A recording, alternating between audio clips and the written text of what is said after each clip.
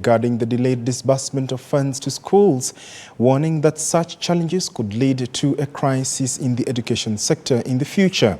Despite the government's assurance to release the remaining 25% of funds within the next 2 weeks, public secondary schools still owe the government 16.25 billion Kenya shillings. With just a few weeks left in the first term of the school calendar, the government is yet to release the allocation capitation totaling 16.25 billion Kenyan shillings, constituting 25% of the first term allocation to all public secondary schools.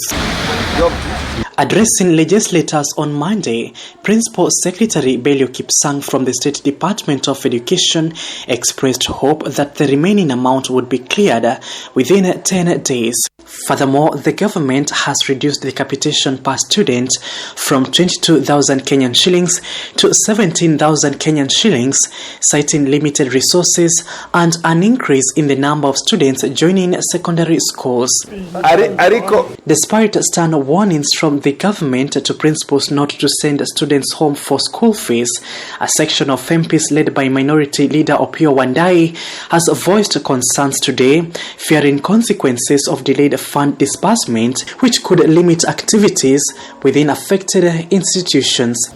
We are likely to see a crisis of monumental proportions, not only in our high schools, but in the entire education sector. That something is not adding up.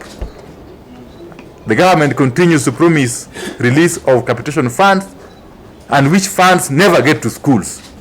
What is happening between the promise and the National Treasury is something that is beyond our imagination. They now want the government to address delayed disbursement not only in education but also in other public sectors, emphasizing the importance of timely funds release for efficient service delivery. That what is going to happen is 10 years to come or 15 years to come, we'll start now facing challenges as a result of what is happening today in our education sector. So it is very important that the government adheres to the agreement with the principals or the stakeholders. And the other important bit which we need to look at as a country is the situation of prioritization in terms of release of money.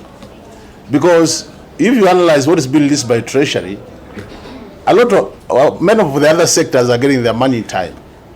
So it just tells you how much, in terms of value, this government values the education sector.